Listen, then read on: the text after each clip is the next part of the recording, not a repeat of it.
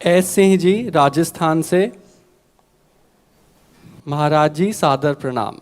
जब भगवान का जप कीर्तन करता हूँ तो भगवान श्री राम और श्री कृष्ण दोनों की छवि आंखों के सामने आती है। राम और कृष्ण दोनों ही अच्छे लगते हैं, अतः दोनों का ध्यान करने से कोई नुकसान तो नहीं? हरे कृपा। नुकसान नहीं, परम मंगल है। वही प्रभु श्री राम है, वही प्रभु श्री श्याम है। ये तो अहोभाग्य है। खूब आनंद पूर्वक जपो। इसमें नुकसान तो, ये ऐसी दवा है कि इसमें साइड इफेक्ट नहीं है, नुकसान नहीं है, मंगल ही मंगल है ना। नहीं, वो कई कहते नहीं, वो तो हम भी कहते हैं। वो अनन्य प्रेमी की उपासना में आता है।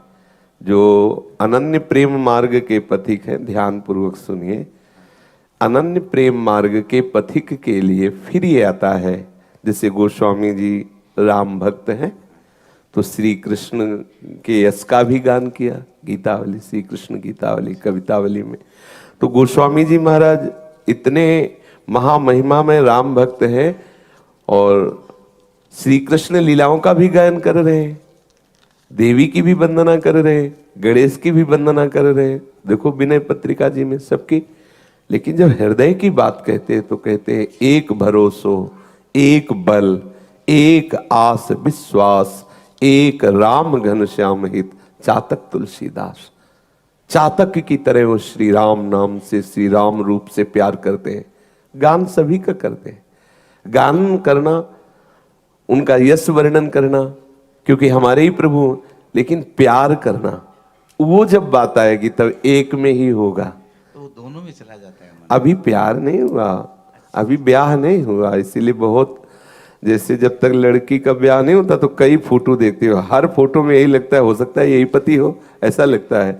तो अभी ब्याह नहीं, जब ब्याह हो जाएगा ना तब फिर सब प्रिय है प्रभु के रूप, लेकिन जितना आसक्ति अपने गुरुदेव के द्वारा दिए हुए नाम रूप में होगी।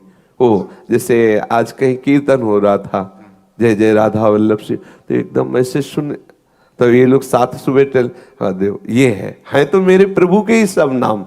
लेकिन जब आचार्य द्वारा गुरु द्वारा दिया हुआ कोई नाम उच्चारण कर, मेरे प्रभु का, मेरे ही प्रभु सब है, पर उसमें विशेष प्रियता हो जाती है, विशेष। अब जैसे कोई और नामों का कीर्तन कर रहा हो, प्रणाम नमस्कार ऐसा भाव होगा। लेकिन जब कोई अपनी किशोरी जी का नाम राधा राधा बोला तो एकदम, क्योंकि मेरी किशोरी जी का नाम ले रहा है ना, ये भाव थोड़ी आएगा कि वो सबकी राधा रानी नहीं है, मेरी किशोरी जी, मेरी स्वामी जी का नाम ले रहा है। वो मेरापन, वो अपनापन, गाढ़पन, अनुराग का जो आता है, उसमें फिर तामे दो न समाए, प्रेम गलियति साकरी तामे दो न समाए। है मेरे ही प्रभु, पर वो अनुराग। एक बार ऐसा वर्णन आता है कि श्री गोस्वामी तुलसीदास जी वृंदावन में अपने ठाकुर के दर्शन के लिए लालायित हुए, तो गए तो देखा कि श्री श्यामा श्याम विराजमान हैं।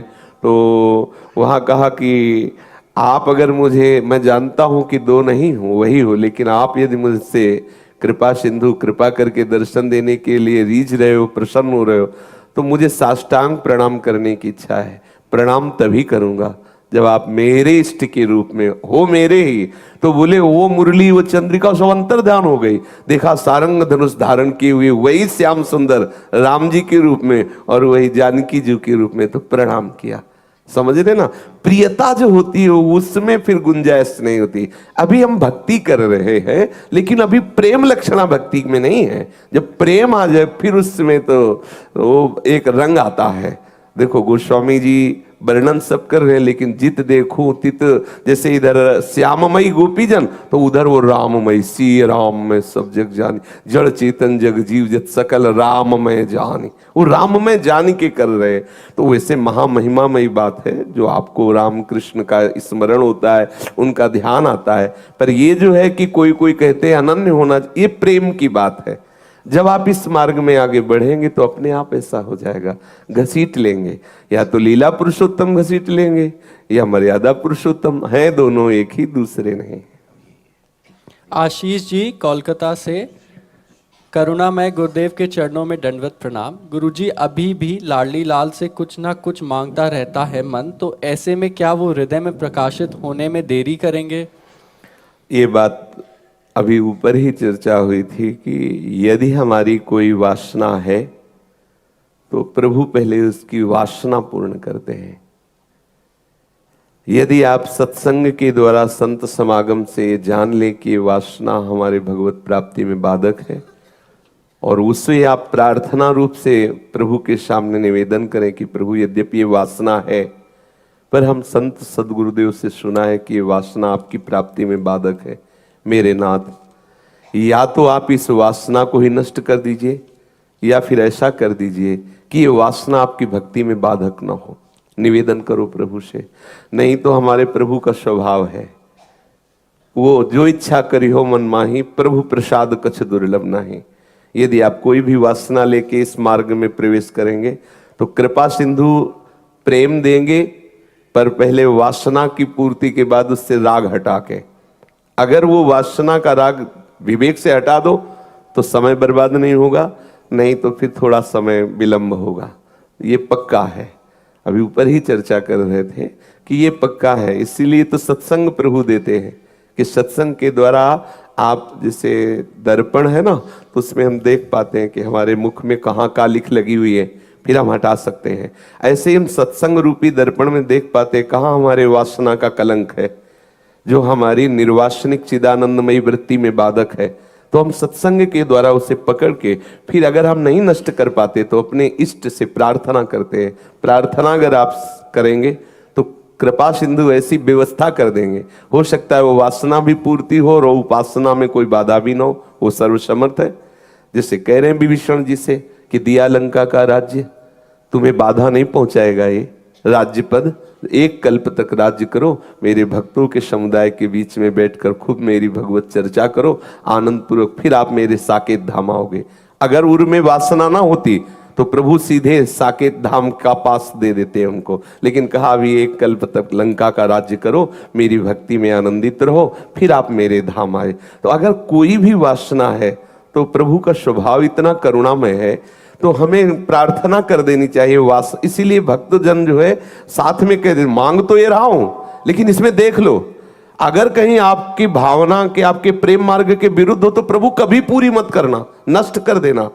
मेरी मांग तो होती रहेगी नाथ, लेकिन आप ये देख लेना यदि आपके प्रेम मार्ग में बाधक है तो मुझे ऐसी स्थिति प्रदान कर दो कि वासना न जागृत हो। अगर वो वासना आपके भाव में विरुद्ध भाव पैदा कर दे, नाथ मुझे बचाओ, मैं आपका शरणागत हूं, वो संभाल लेंगे। वो ऐसी व्यवस्था कर देंगे कि वासना भी पूर्ण हो सकती है और उपासना नष्ट नहीं होगी, या वासना को नष्ट करके उपासना में आपको डुबो देंगे। ये उनके ऊपर है। हम कामना तो करेंगे ही, क्योंकि अभी वो ऐसी स्थिति है नहीं कि हम अपने स्वरूप को जान सके। तो हम कामना केवल अपने प्रीतम से करें और छूट ये दे दे कि अगर आपकी भक्ति में बाधक हो तो आप कभी पूर्ण मत करना, पक्का। अगर ऐसा हम करेंगे तो प्रभु कृपा सिंधु मुझे बचा लेंगे। श्री हरिवंश महाराज जी, जैसे ऑफिस में कोई काम वाम में फंस जाते हैं तो उस समय भगवान से प्रार्थना करते हैं कि जल्दी निकाल लो, भजन छूट रहा है, तो क्या ये भी वासना के अंदर आता है? वैसे थोड़ा सुलझ जाओ, ये जल्दी जल्दी प्रभु से प्रार्थना नहीं करनी चाहिए। अभी नहीं सुलझा, कल सुलझ जाएगा, परसों सुलझ जाएगा। हम वो प्रार्थना की जगह स्मरण में लग जाए ना तो सब अपने आप सुलझ जाएगा, मांगना भी नहीं पड़ेगा। ये जल्दी जल्दी कि अगर ये समस्या ठीक हो जाती है तो मैं आनंदित हो जाऊं, ये हमारे लिए हानिकारक हो जाएगा। ये हम सूक्ष्म बात कह रहे हैं। एक समस्या का समाधान होते ही प्रलोभन बढ़ेगा दूसरी समस्याओं को समाधान की अर्जी लगाने का, और ये आदत हमें कभी निष्काम नहीं होने देगी, और ये आदत कभी न कभी हमारे अंदर नास्तिकता ला सकती है, क्योंकि वो हर बात पूर्ण नहीं करे। हमारी दशा ऐसी है, एक विद्यार्थी था, बड़े आदमियों का लड़का था, स्कूल थोड़ा दूर था 2-3 किलोमीटर, तो पैदल जाता था। एक दिन देखा कि एक नई साइकिल से, लगा कल से हम स्कूल नहीं जाएंगे पापा। तो कहा क्यों? बोले अमुक विद्यार्थी साइकिल से जा। कोई बात नहीं, ले लो। हम तो इसलिए नहीं ले रहे थे कि तुम्हारा स्वास्थ्य ठीक रहेगा, अपने मित्रों के साथ खेलते हुए चले जाओ, कल से साइकिल आ जाएगी। नई साइकिल आ गई, चलने। एक दिन देखा कि एक मोटरसाइकिल से निकला, उसमें पैडल चलाना नहीं पड़ता, ऐसे करो भाग। अरे बोले बहुत बढ़िया पापा, ये साइकिल खड़ी, हम कल से नहीं जाएंगे। क्यों? अब हमें वो चाहिए स्कूटी या मोटरसाइकिल, क्योंकि उसमें चलाना नहीं पड़ता। बड़े आदमी का लड़का दे दिया, ठीक है। काफी दिन उससे चला तो एक दिन देखा कि हल्की हल्की वर्षा हो रही, यहाँ हवा भी चल रही है और बंद शीशा कार में आदमी जा रहा है। ये तो स्कूटी में तो भींजना पड़ता है, हवा भी लगती है, बंद शीशा।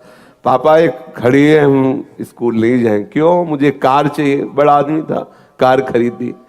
एक दिन बहुत जाम लगा हुआ था, कार फंसी हुई थी, ऊपर से देखा हेलीकॉप्टर निकल गया। ओ गए, बोले पापा हेलीकॉप्टर चाहिए। बोले खड़ी कर दो कार, पैदल जाओ।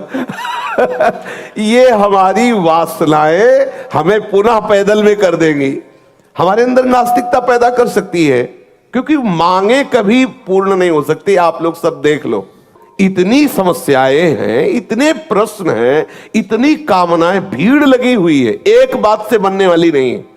और एक बात ऐसी जिसमें साफ पूर्ण हो जाएगी, प्रभु के आश्रित होकर बिना मांगे सब कुछ होगा, केवल नाम जप करते हो। यार मांगना कितना घाटे का विषय है। मांगने में हमें चिंता करनी होती है, अर्जी पहुंचानी पड़ती है, और ना मांगने में उन्हें चिंता करनी होती है, वो देखते हैं, व्यवस्था करते हैं। सच्ची मानो पोषण भरन न चिंत कराई, श्री हरिवंश विभव विलसाई, श्री वृंदावन की माधुरी। ऐसे हो जाओ, आपको लगेगा कि बिना मांगे बात नहीं बनेगी। बिना मांगे इतना आ जाएगा कि भुगते और दे ही और न जाचही। वो दूसरों को देते हैं, खूब आनंद पूर्वक रहते हैं, कभी उनको मांगना नहीं पड़ता। पर हमें विश्वास इस बात का, थोड़ा धैर्य। हमारे यहाँ बड़ी ऑफिस है तो थोड़ा लेट पास होता है, पास थोड़ा लेट, लेकिन जिस दिन पास हो गया उस दिन फिर तुम्हें किसी दूसरी जगह अर्जी लगाने की जरूरत नहीं पड़ेगी। और मुझे लगता है मैं प्रभु से भी अर्जी ना लगाए। अगर नहीं धैर्य पड़ रहा और आपको लगाना ही है तो ये शर्त रख दे कि मांग मेरी है, लेकिन पूरा ना पूरा होना आपके ऊपर है। अगर ये भजन में बाधक हो तो कभी पूरा मत करना, बस ये दृढ़ निश्चय कर ले। आगे ये कह रहे हैं, गुरुजी डायरेक्टली निरंतर चिंतन नहीं होता, कृपा करें। अभ्यास से धीरे धीरे होने लगेगा। आप ऐसे ही अंदर जो व्याकुलता है बढ़ाते रहिए और चेष्टा करते रहिए, एक दिन स्वाभाविक होने लगेगा, अभ्यास से हो जाता है। महाराज जी वहाँ एक सुमरनी है, वो प्रसादी करके दे दीजिए जी।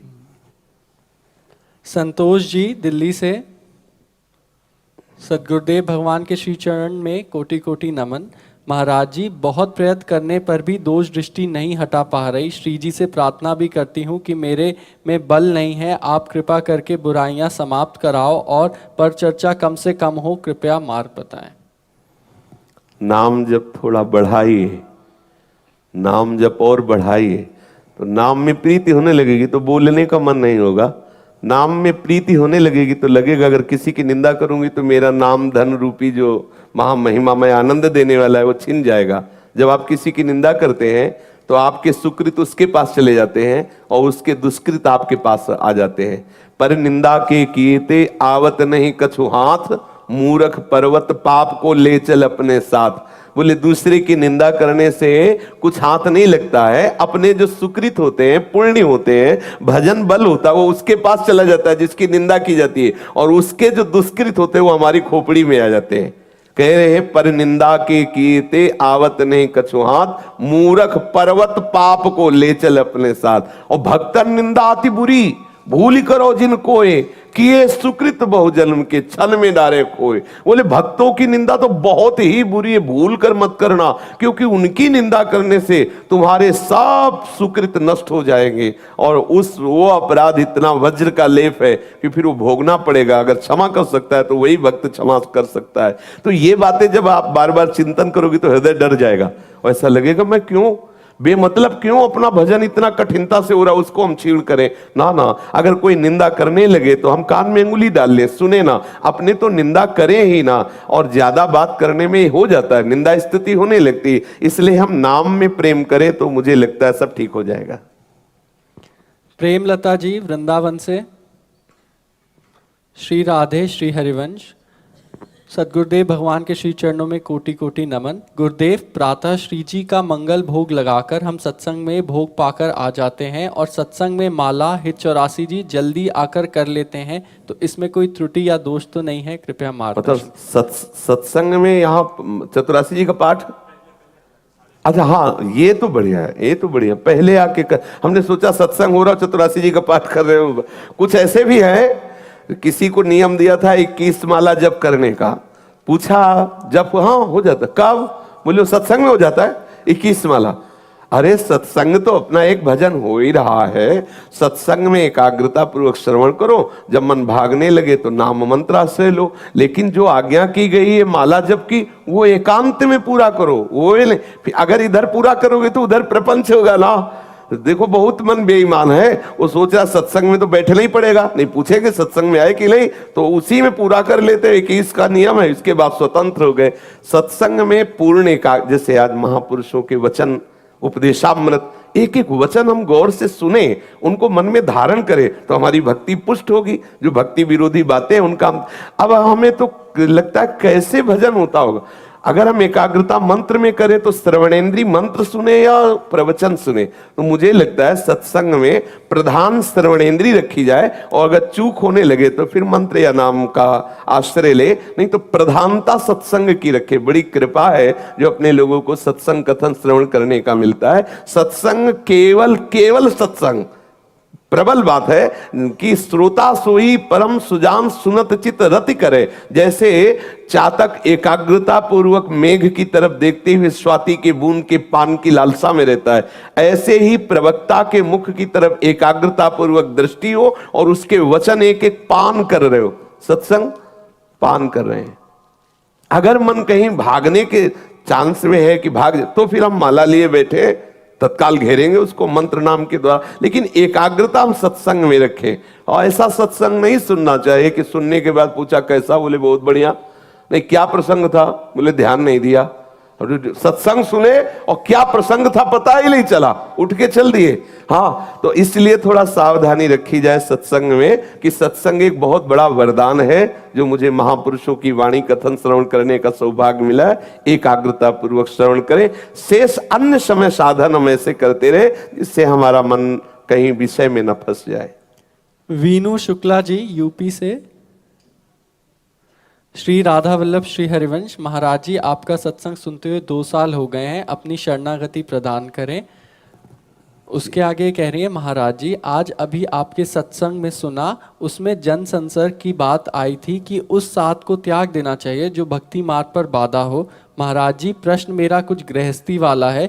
महाराज जी अगर वह पति ही हो तो फिर क्या करें? क्या ये एक प्रकार का दोष या अपराध तो नहीं? अंदर ही अंदर भजन करता रहे और पति के हृदय में अपने आराध्य देव को देख ले, तो आराध्य देव कैसा भी लीला करे हमारे लिए दुखद नहीं होगा। अगर गृहस्थी में रह करके वही हमें भजन परिपक्व करना है तो हमें भावना बदलनी होगी।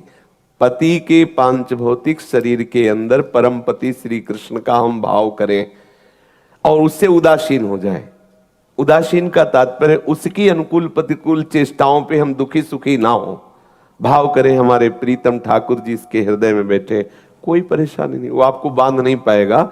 या फिर वो ज्यादा विघ्न दाता होगा तो आगे चल के परम पति आपको बचा लेंगे, आपके अंदर ऐसी सामर्थ्य दे देंगे कि उसका प्रभाव नहीं पड़ेगा, या उसको दूरी कर देंगे, आपको स्वयं हाथ पकड़कर चलाने लगेंगे। पर हम ऐसे शरणागत रहें, अपने पति में ही भगवत भावना करके उसकी अनुकूल प्रतिकूल चेष्टाओं से उदासीन रहे, खूब नाम जप करें तो प्रभु मार्ग दे देंगे।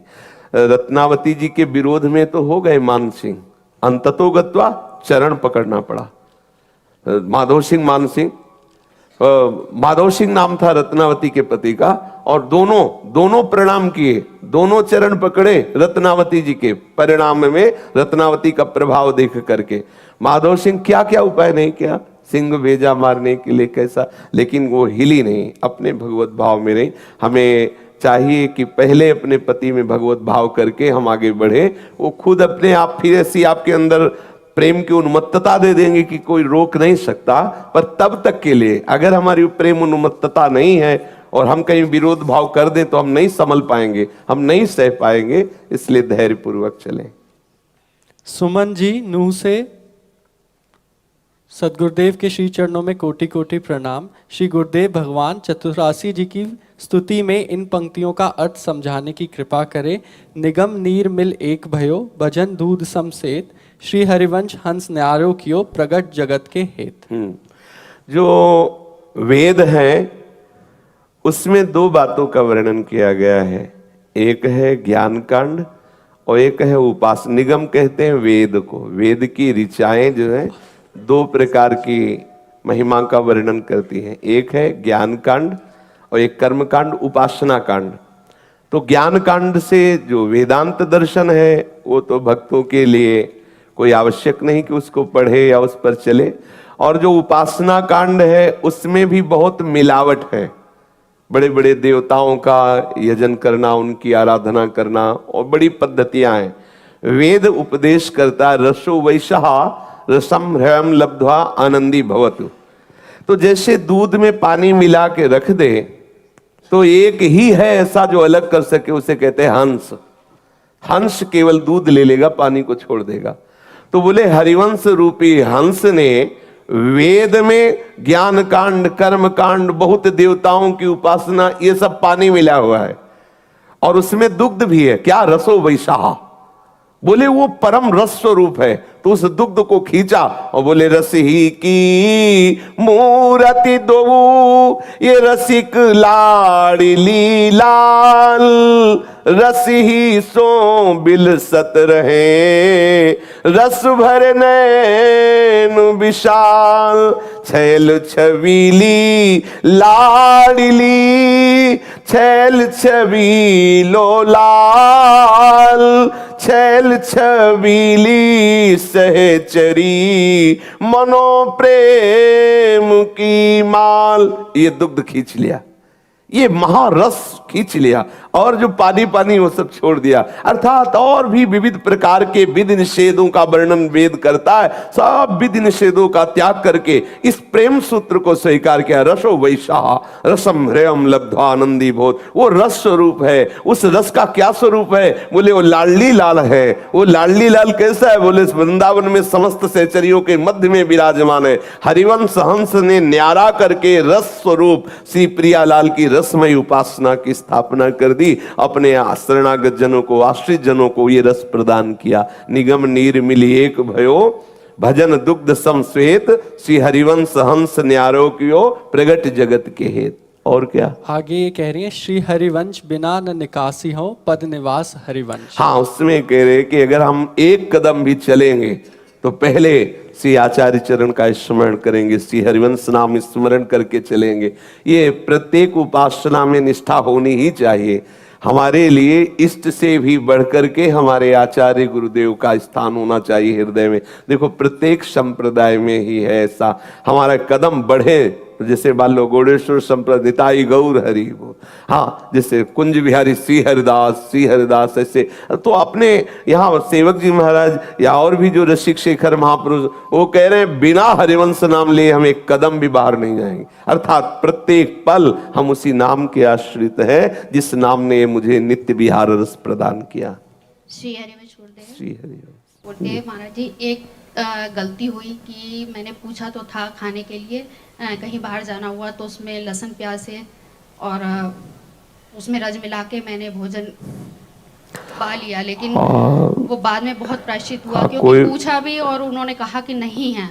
हाँ, ऐसा वैसे प्रायः ये समस्या हमारे सामने आती ही रहती है और आती भी रहेगी, क्योंकि खान पान की ज्यादा पवित्रताएं लोगों में नहीं रह गई हैं।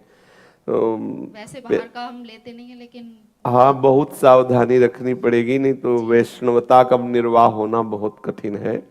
जिन स्थानों में मांस आदि नहीं बनता वहाँ प्याज लहसुन तो होगा ही होगा। प्रायः ऐसा खान पान की व्यवस्था में सब कुछ ऐसे मसाले आते हैं कि जिनमें स्वाभाविक को मिले होते हैं, अपने को उसमें लिखा भी नहीं है, लेकिन जिसे अपने लोग कभी प्रयोग नहीं करते ना, और वो मसाला पड़ा हो तो उसकी गंध बता देगी कि इसमें लहसुन मिला हुआ है। वो अच्छा, तो बहुत मुश्किल है। बस धीरे से किसी तरह पवित्र जीवन निर्वाह कर ले, बकाया है बड़ी समस्या जिसका समाधान हमारे पास भी नहीं है। क्योंकि प्रायः लोग नौकरी कर रहे हैं, विद्यालय में विद्यार्थी पढ़ रहे हैं, अन्य बाहर व्यापार आदि के लिए जाना होता है। ये तो अपना वैष्णव धाम है ना, यहाँ तो मिल सकता है आपको, बिल्कुल पवित्र भोजन मिल सकता है। लेकिन प्रायः जहाँ लिखा भी है वैष्णव भोजनालय लिखा हो या मांस विहीन भोजन जहाँ भी तो वहाँ भी इसकी बहुतायत पाई जाएगी प्याज लहसुन की। भगवत सहारे गाड़ी हाँको, जहाँ तक बन सके बचते रहो, बस यही कहेंगे। मन बोहरी सहचरी महाराज श्री ने।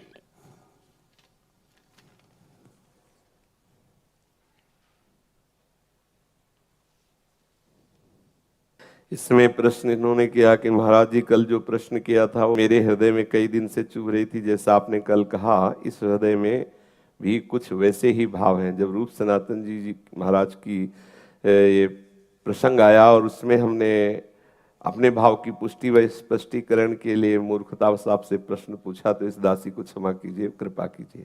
ये जो कल प्रश्न इस सखी ने किया था कि यदि इन महापुरुषों में एक दूसरे के बिछोह पर रोना आता है तो इनका शरीर ही राग तो है।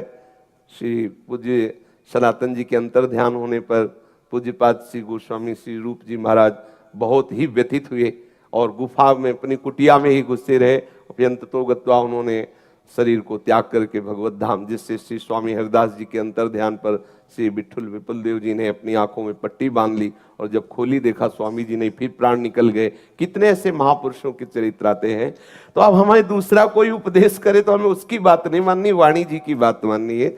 सेवक जी महाराज कह रहे हैं कि गुरु सेवा तज करहि जे बान, यह अधर्म यह सब हानि, कान न रसिकन में रहे, गुरु गोविंद न भेद कराई, संतत सकल सुनो चितलाई, श्री हरिवंश प्रताप जस। ये भगवत प्रेमी महात्मा गुरुजन स्वरूप हैं। इनकी आसक्ति से श्री प्रिया प्रीतम मिल जाएंगे। इनके प्रति ये कोई व्यक्ति थोड़ी है कि इनकी आसक्ति हमारे लिए बाधक होगी। हमारी आसक्ति सब जगह से हट के इनके चरणों में हो जाए, यही हमारे जीवन का परम लाभ होगा। अब अलग अलग मति है, अलग अलग गति है, और वही प्रीतम जिसकी उपासना में चले हो वही परीक्षा के लिए भेष बदल के आएगा और आपसे कहेगा अरे तुम वृंदावन वास हो, ये कहा तुम, ये सब ऐसे ही। अब एक बूंद डाला फिर वो खड़े देख रहा है कि दवा काम की कि नहीं की, नहीं की, फिर दूसरे को भेजेगा उससे भी पावरफुल बूंद। जब हर बूंद हटा तो असली रूप में वो आ जाएगा। अपने को फिसलना नहीं है, और जो हमको उपदेश करे विपरीत उसकी निंदा नहीं करनी, ये भी बचना है। उससे विरोध नहीं करना, उसकी निंदा नहीं करनी, उससे दूरी बनाकर अपने आप को बचा लेना है। क्योंकि उसकी निंदा में लगे तो दवा काम कर गई उसकी, अर्थात हमारा मार्ग जो है बाधित हो गया। कोई नहीं, सब हमारे सम्मान के पात्र हैं, विशेष कोई नहीं होना चाहिए। विशेष में आचार्य गुरुदेव वरिष्ठ, इसके अलावा नहीं। विशेष में नहीं, विशेष में जिनकी आज्ञा में क्यों में नहीं लगाना, आचार्य गुरुदेव इष्ट, बस। इसके आगे सबको सम्मान देना, सबको प्राण प्रिय अभिवादन बंदन और उनके अनुकूल सेवा कर दी, बस। सुनना नहीं है, सुनना केवल है आचार्य की गुरुदेव की, नहीं तो इतनी सुनाई देंगे कि मार्ग ही बदल जाएगा।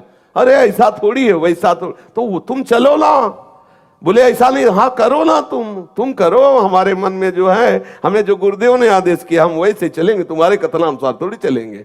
या तो यही गुरुदेव से बुलवा दो, मैं वैसे चलने लगूं।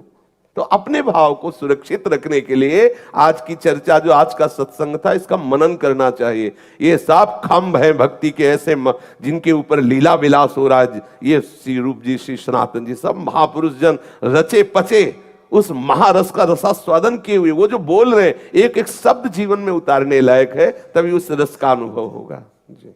विपिन बिहारी शरण, सर्व सुख प्रदायनी सहचरी, वृंदावन से। भगवान, आपके लिए गीता वाटिका गोरखपुर से पूज्य भाई जी एवं श्री राधा बाबा ने श्री जी का प्रसाद एवं श्री जी के श्री चरणों की प्रसादी वस्त्र भेजा है। हो भाग्य, हो भाग्य, जरूर आए। महाराज जी, बहुत से भक्तों ने आपके श्री मुख से राधा नाम की याचना की।